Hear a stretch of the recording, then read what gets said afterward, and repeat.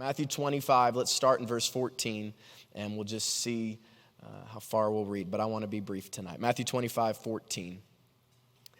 Jesus speaking here, again, it will be like a man going on a journey who called his servants and entrusted his wealth to them. To one he gave 5 bags of gold, to another 2 bags, and to another 1 bag, each according to his ability. Then he went on his journey. The man who had received 5 bags of gold went at once and put his money to work and gained 5 bags more. So also the one with the 2 bags of gold gained 2 more.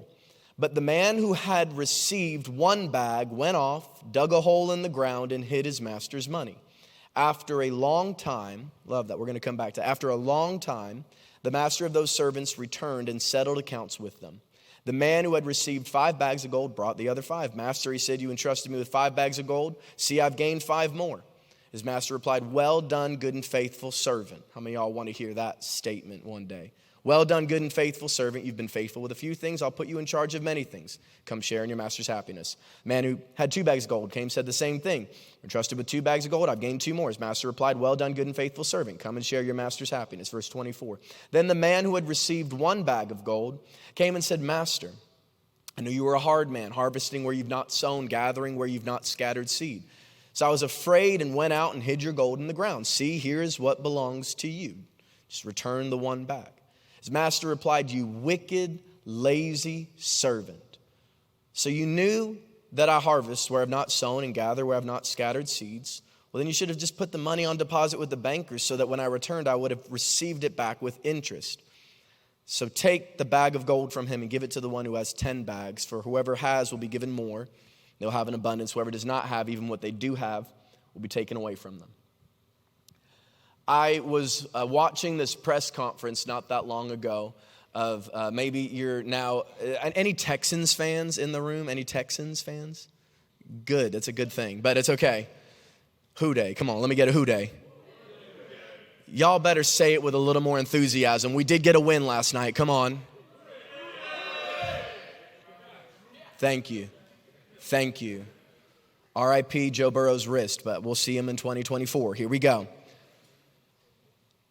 But look, I'm not a Texans fan, but I am a C.J. Stroud fan. I don't know if you've watched this quarterback, but he is amazing, phenomenal, coming out his rookie year in the NFL, starting off so strong. But what I love about him, even more than his ability, his humility, is he has a genuine love for the Lord. Like, I think sometimes you see professional athletes and they'll say, yeah, you know, love God and all that. And they're like, let's like slip God into a statement.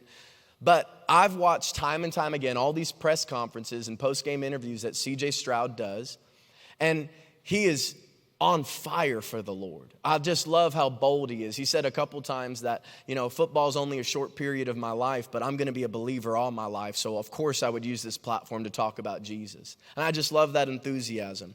But he was asked about the intense training and the pressure that he had coming in as the starting quarterback for the Texans, who, you know, are not known for winning. But he's asked, how are you going to handle all of this pressure, this weight of responsibility? And I took a quote from this press conference that he said. He says, a lot of people don't get to live the life I do. It's hard, don't get me wrong. It's hard, but it's a privilege. I'm blessed enough to wake up every day, to walk, to talk, to smell, to interact with people, and then to play football. The pressure is a privilege. I want to talk to you on that topic tonight. The pressure is a privilege. Turn to your neighbor, say, the pressure is a privilege. Life is not void of pressure. We're all under some sort of pressure or tension. There's no getting rid of it entirely, but we talked a little bit about this last week. We learned to manage it. You learn to manage your pressure. But we all have pressure. The pressure may be to be successful, the pressure to make right choices, the pressure to be a good friend, a good spouse, a good boyfriend, a good girlfriend, a good son, a good daughter, a good father, a good mother, the pressure to be a good example, the pressure to live right, you name it. But what we have to know is that you can look at pressure as either a problem or as a privilege. You can view pressure as a problem. Of course you can. But anytime I'm faced with the sense of being overwhelmed, of feeling that pressure, I can either look at it as it being a problem, or I can look at it as a privilege that I'm entrusted with. You have to wake up early. How many of y'all know that's a pressure when you're going to bed and you start calculating how much sleep you can get? If I fall asleep right now, I can maybe get 4.5 hours, so I'm going to force me. Oh, now I'm tired and I can't go to sleep. I'm stressed now. You have to wake up early. That's a pressure. You can look at that as a problem, or you can look at that as a privilege that you get to go provide for your life. You can look at the problem or the pressure of having to work late. I have to stay and work late. I have to work late now. Or you can look at that as a problem, or you can look at it as a privilege that you are employed and you have a job. You can look at people counting on you. I have this pressure to be a good example. I didn't ask to have influence. I didn't ask to be a leader in any type of way. You can look at that as a problem, or you can look at that as a privilege that you have people that look up to you. Anytime in life, you can view pressure as either a problem or a privilege. We can learn this by looking at this text that we just read. See, Jesus had just finished speaking to the crowd. He sits down at a place called the Mount of Olives, and his disciples come up to him and ask him about what the last days are going to look like. They begin to ask Jesus a question. What is it going to look like? You talk about this time when you're coming back, and we're just kind of all on edge. We're just kind of all a little bit nervous and worried about that. What do we need to do? What's that going to look like? How should we live? What should we look for? Why are they asking this? They're worried.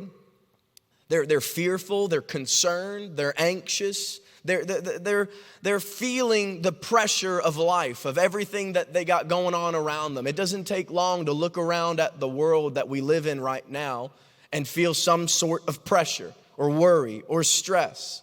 But I love that whenever we're facing worry or stress, we can learn from these disciples and know that the answer is always in talking to Jesus. Whenever we're facing pressure or worry, we can turn to Jesus, because they ask him what the last days are going to look like, what they should be thinking about, what they should be doing. But Jesus doesn't really even answer their question about them being concerned, them having pressure. Instead, he begins to get them to see the bigger picture. Whenever we're in this place of worry or pressure or anxiety or concern, Jesus is never going to just look at the problem, because how many of y'all know God is so much bigger than the problem we're up against? He's so much greater, and he's just trying to get his disciples to see in this moment, look, I know you're so concerned with what's going on right now. Why don't we zoom out and look at the bigger picture? Whenever we're concerned or feeling pressure or feeling anxious, God might be telling us, stop, zoom out, and let's look at the bigger picture together. And that's exactly what he does. He says, I want you to be prepared for heaven. I want you to think about the way in which you're living your life. When you think about how you ought to live your life, I want you to think about this story. And he tells us, here's a man who's traveling out of town. And while he's away, he entrusts 3 of his servants with his money. Why wouldn't he just go to a bank? I love that in this story Jesus is talking about, which is a parable, which is an illustration for us to understand what exactly he's talking about here. Jesus says this man gives some of his money to his servants. I think this is important for us to know that God doesn't just need us. In fact, he doesn't need us at all. He wants us. God chooses us. In this story, this master could have taken his money and put it in bank, but instead he chose his servants. To one servant, he gave 5 bags of gold. To another, 2 bags of gold. And to another, 1 bag of gold. It's important to understand that there's no small amount here. How many of y'all would think that if you just got 1 bag, but a talent is a measurement, he got 1 bag of gold. Would you look at 1 bag of gold and be like, this is it? That's it. Such a small amount of gold. No. But many people disqualify themselves based on their comparison with others. They'll allow the pressure of comparison to get to them. He's got 2 bags of gold. I only have 1 bag of gold. You still have a bag of gold. That's pretty great. That's pretty great. The amount of talent, gifting, or skill you have does not determine the amount of success you have in life. Talent or gifting does not equate success. How do I know this? Because I know very many talented people who are not living successful lives.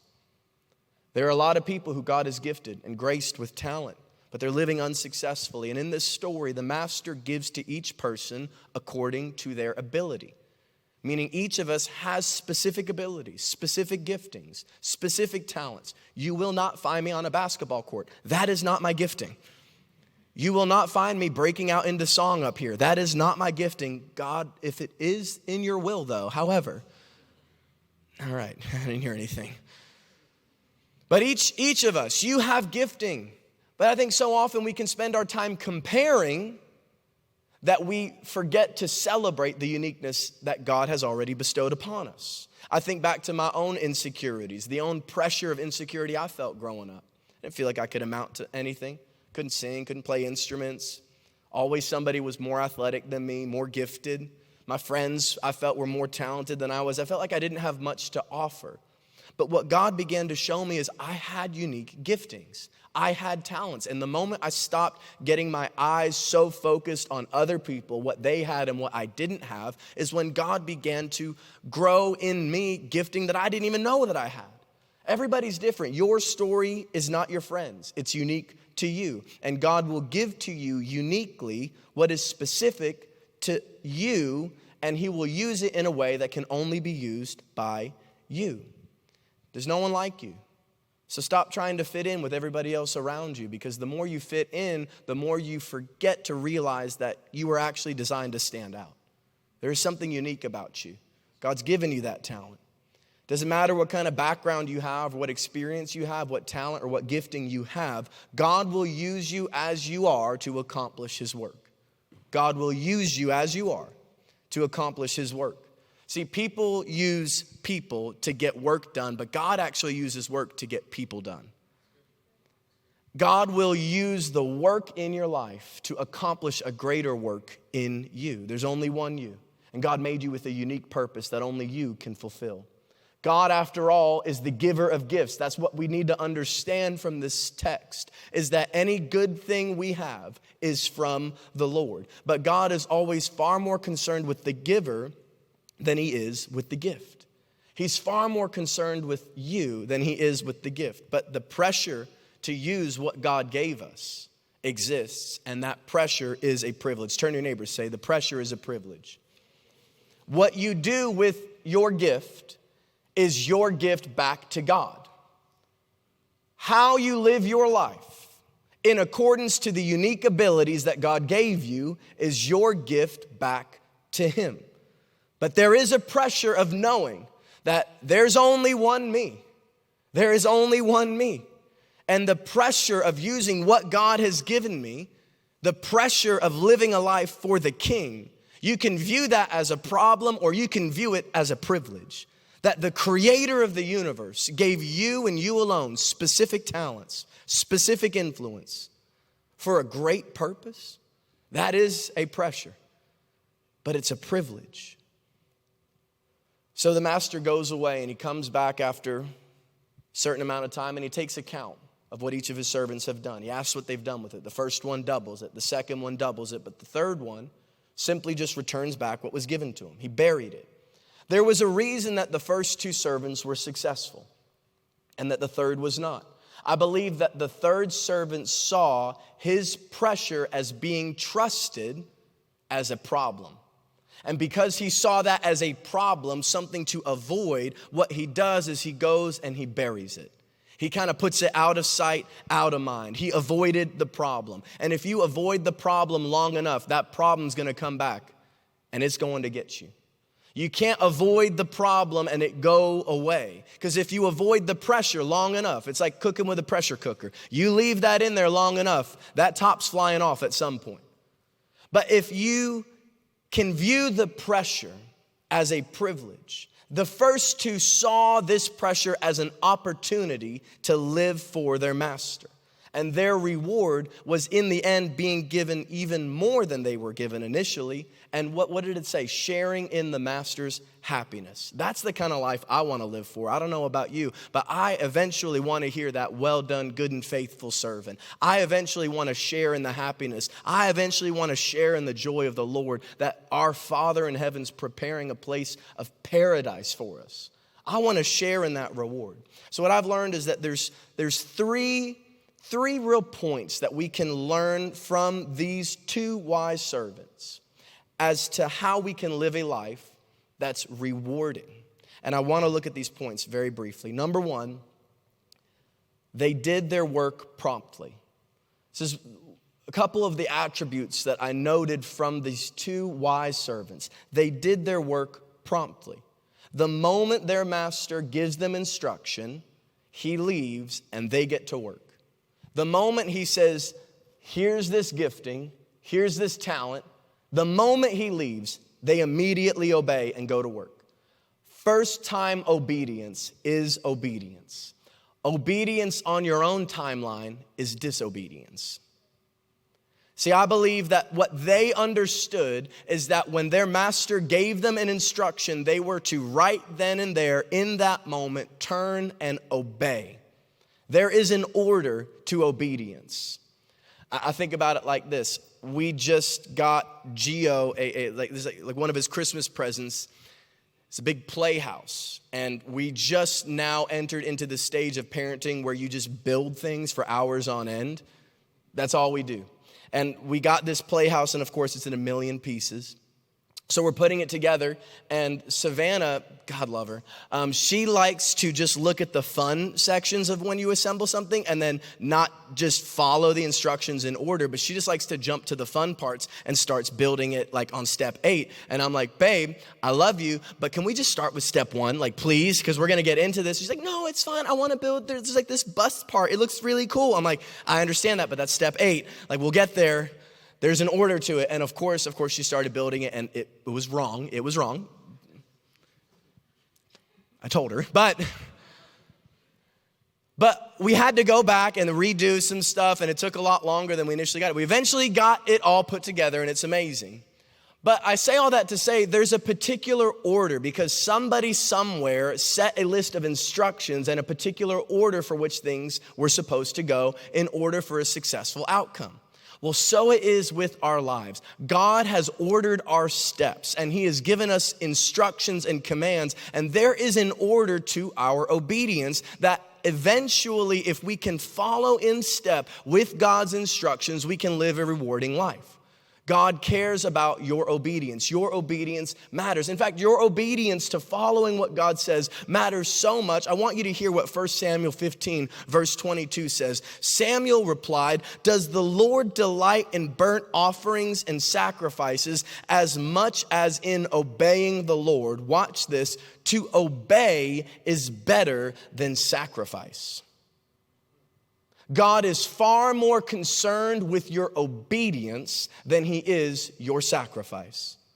I think it's important we understand that right now, because as we're getting up to Heart for the House and people think, oh, it's a time for giving, the church is asking for stuff. Not at all. Not at all. I'm here to tell you, God is far more concerned with your obedience than any amount you could ever give him. He's far more concerned with your obedience. This is what God is after first. Better than any gift you could give God is your obedience. Now, we can view obedience as an I have to or as an I get to. Oh, man, I have to serve at church. Ugh. I have to read my Bible now. I have to stop drinking now that I got saved, I guess. And I have to stop. No, you get to live sober-minded.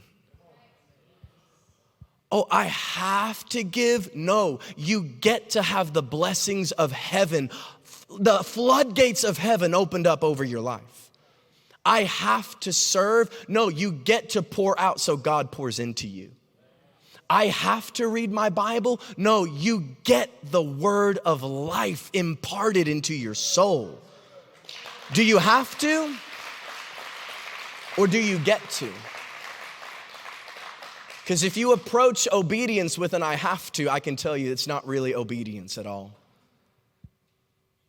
Obedience is an I get to. Before we can ever think about what we can give God, we must first ask ourselves, are we being obedient to God? Before any gift, before any sacrifice, God is after your heart. He's after your obedience. So you need to ask yourself, are there areas in my life where I'm not maybe being obedient? Are there areas maybe where I've been disobedient? And maybe it's not even being disobedient, but it's like that third servant. You're being obedient at a later time. You think, I'm just going to push off obedience. But we can see from this story that first time obedience is obedience. God would rather have you be obedient than you simply just serve every which way that's available at the church and live a rebellious life. God would rather your obedience than you give $1 million on Sunday. He'd rather your obedience.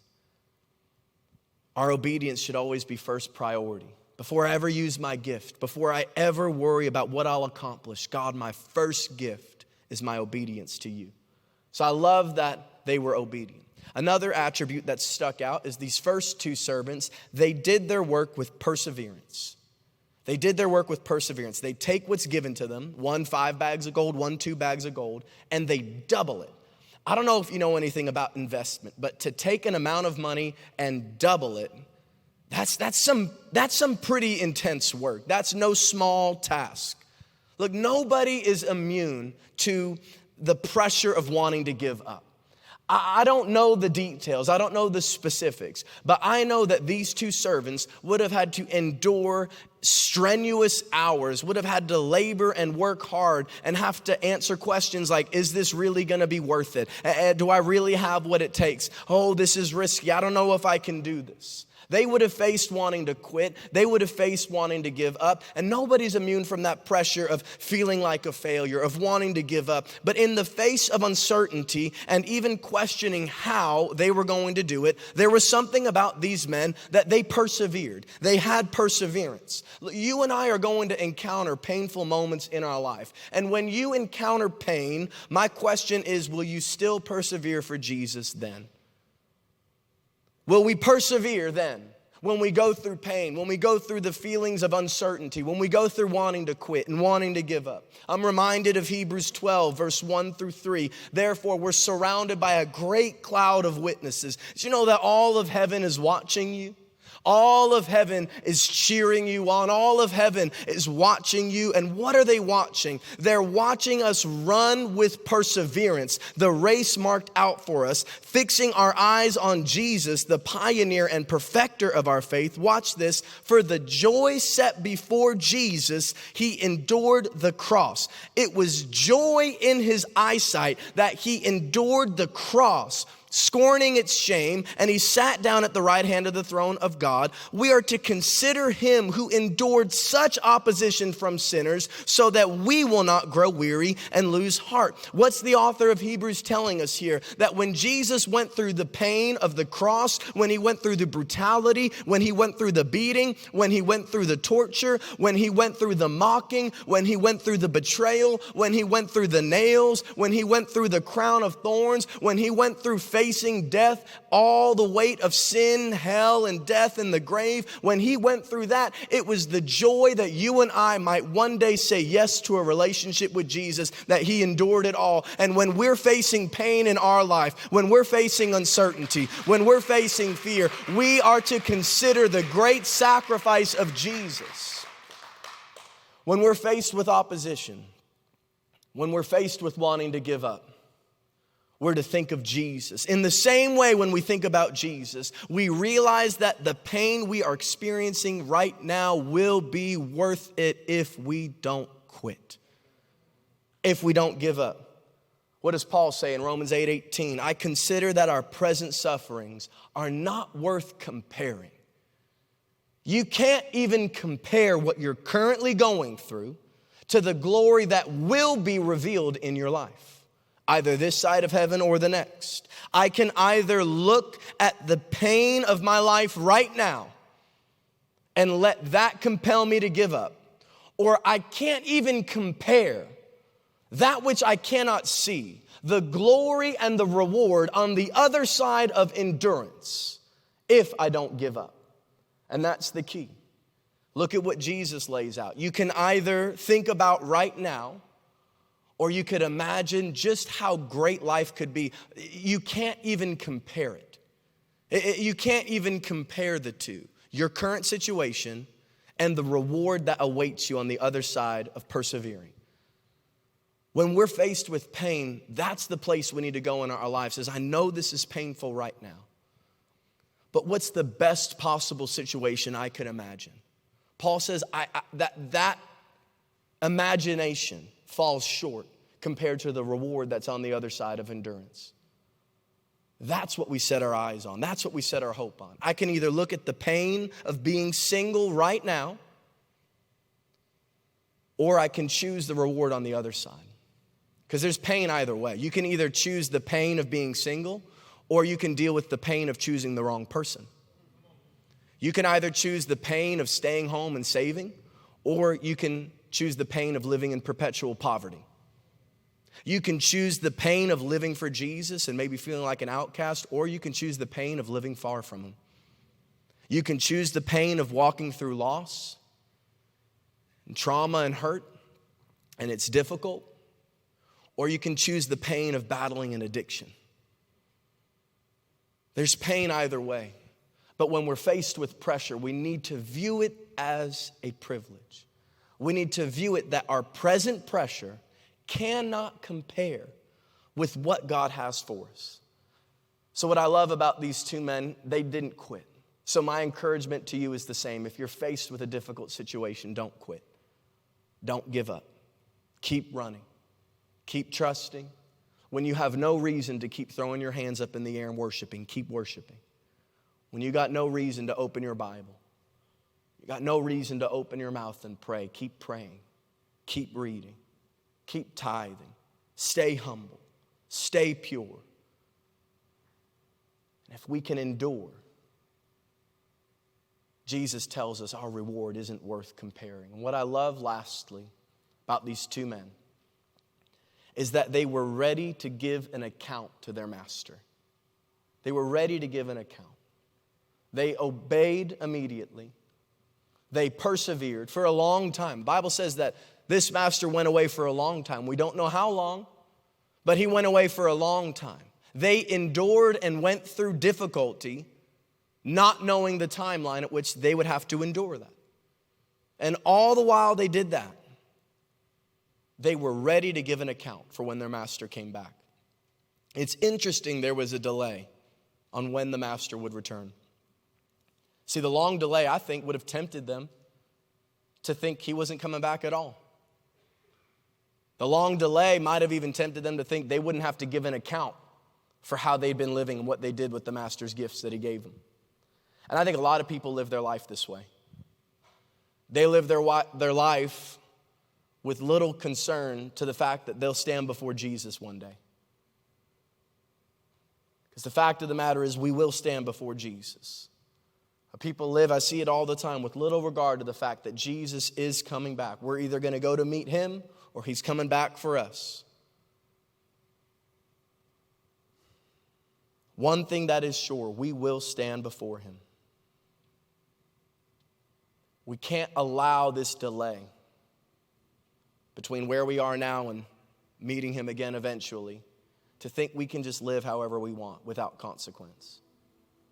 People think, I guess I'm in college. I can have fun, sleep around now. It's fine. I got time. I got time. I got time to clean up my life and get sober, get cleaned up. I got time. I have time. I'll give when I'm older. I'll serve when I'm older. I got time. We're going to have to give an account for our entire lives. Every moment of our life. Every step, every day, and how we lived. And when we stand before the Lord, it's simple. It's not going to be you and your parents that were there telling Jesus about how good you were as a kid. Won't be friends with you that can vouch. No, I can vouch for him, God. He's good. No. It's going to be you and the King of Kings. with your entire life on replay. Tell me about this. What about this? What about this? And we'll hear one of two statements. Depart from me, I never knew you. That's what that third servant heard. Just, you're wicked and lazy. You said you knew me. If you really knew me, you would have treated what I gave you differently. You would have treated that gift very differently if you really knew me. You don't know me. It's not enough to know about God. We have to know Him. We have to live for Him. It's not enough to just go to church, to just pray when we need it. God's after our obedience. He's after a commitment to Him. He's after our hearts. Because you can hear one statement, depart from me, I never knew you, or you could hear another statement, well done, good and faithful servant. Oh, that's what I strive to hear. There's a lot of days I don't feel like I live up to that, and actually, because it's true, we don't live up to it. It's the only way we hear that statement is when we acknowledge that the only thing great about us isn't from us. It's acknowledging that the greatest thing about us is the gift we received from Jesus. He's the only way that we have admittance into heaven. It was a gift He gave. The master gave these servants their gift. They didn't earn it. They didn't do anything for it. It wasn't wages. No, they didn't deserve it. And when they returned and when they saw their master again, they go to give their gift back to them because they said, look, I knew you. And I knew how much value this gift was, so I didn't just hide it. I wasn't ashamed of it. In fact, I worked hard and I obeyed and I was faithful to you. Well done, good and faithful servant. He who has, you still have that gift that the Lord gave you. More will be given to you. A great reward, heaven, eternity with Jesus. And when I read that statement, 3 words stuck out to me. Good, faithful, and servant. Good, faithful, and servant. See, this is different than gifting. These 3 words, if you want to hear that statement about your life, it's all about the choices that you make. Because being good, being faithful, and being a servant are choices you make. And anybody, regardless of your gifting, can make that choice. Can make the choice to live an obedient life, to live a faithful life, and to be a servant. There's a famous quote by Henry Blackaby that I absolutely love. A lot of people say they love God. And this is kind of breaking it down if we really do love God. Because he says if you love God, you really love Him, you can trust God to do great things. If you love Him, you'll trust Him. If you trust God, then you will desire to obey Him and realize that His commands are good for you. If you obey God, you'll be able to experience Him. If you experience God, then you will know Him. And if you know God, you can do nothing but love God. If you love God, you'll trust Him. If you really trust Him, you'll obey Him. Not because we have to, because we get to. If you obey Him, you'll experience Him, the goodness of God, the joy of the Lord. And if you experience Him, you'll know Him. You'll know that it's not just words, but it's real. When you know God, you can do nothing but love Him. If we love Him, these 2 servants loved their master. I'm going to invite us all to stand to our feet. I don't know what kind of pressure you're struggling with. what worry or concern. But there's 3 choices you can make tonight that can change everything. Can turn your life around. It's 3 very simple choices. You can make the choice to be obedient. Regardless of your gifting, regardless of your talent. That's there. God will bring that to fruition if you can choose to be obedient. And you make the commitment to say, I will follow God's instructions. I will obey Him, every instruction, by living a life of purity, by living a generous life, by honoring those around me, by loving those around me. I can make the choice to be obedient. I can make the choice to be faithful. When you have every reason to quit, when you have every reason to give up, when you have no reason to make your way to church here on a Tuesday night, you'll throw your hands up anyway. Say, God, I'm still here. I'm not going anywhere. I will continue to prioritize you. And you can make the choice to be a servant. Say, when pride or ego tempt you, I will choose humility. I will choose worship. I will choose to serve God. I will choose to make His name great.